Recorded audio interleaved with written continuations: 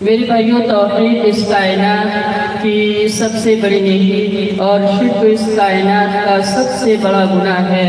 ایک مسلمان کی زندگی میں توحید کی کیا اہمیت ہے اور صحابہ کرام نے کتنی قربانیاں پیش کی ہیں اس کے لیے۔ آئیے سنتے ہیں احسن جمیل بن مستقیم سلفی سے۔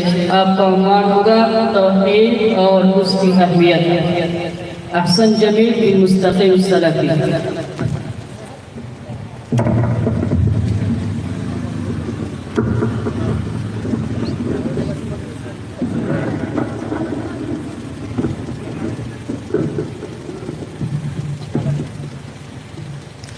السلام علیکم ورحمۃ اللہ وبرکاتہ۔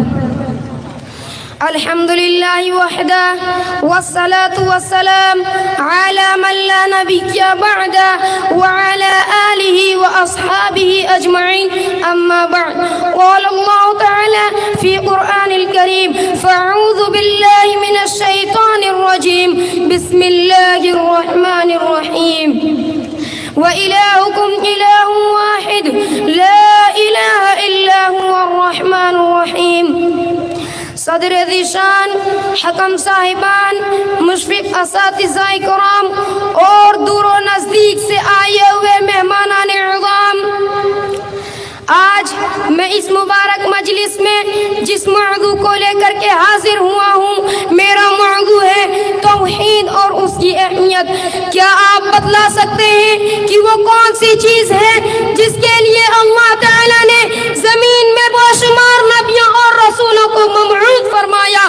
وہ کون سی چیز ہے جو دین اسلام کی روح ہے؟ وہ کون سی چیز ہے جس کے ذکر سے قرآن کریم بھرا پڑا ہے؟ وہ کون سی دولت ہے جس کے لیے صحابہ اکرام نے اس قدر تکلیفیں اٹھائی؟ وہ کون سی وہ چیز دولت ہے؟ دنیا میں جتنے نبی اور رسول آئے، سب کی بعثت کا صرف ایک مقصد تھا کہ اللہ کے بندے صرف اللہ کی عبادت کرے، اس کی عبادت میں کسی کو شریک نہ کرے۔ میرے بھائیوں، توحید کا مطلب ہوتا ہے ایک کرنا۔ شریعت میں توحید کا معنی یہ ہے کہ اللہ کے ذات کو عبادت میں اور اس کے تمام اسماء و صفات میں یکتا مانا جائے۔ اس کے علاوہ کسی کو رب مانا جائے تو وہ توحید کے خلاف ہے۔ اس کے علاوہ کسی کو عبادت کیا جائے تو وہ توحید کے خلاف ہے۔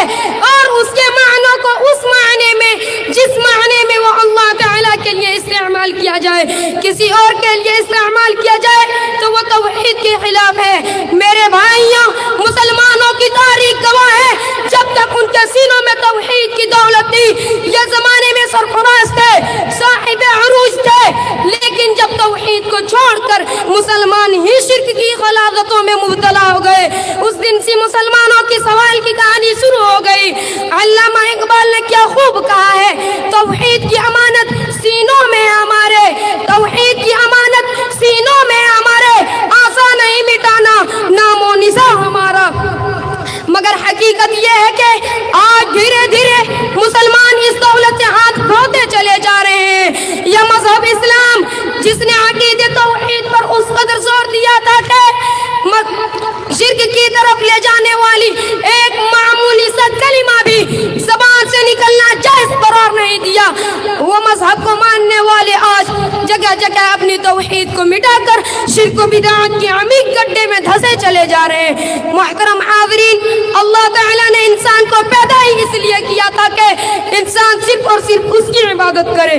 ارشاد ربانی ہے: وَمَا خَلَقْتُ الْجِنَّ وَالْإِنسَ إِلَّا لِيَعْبُدُونِ۔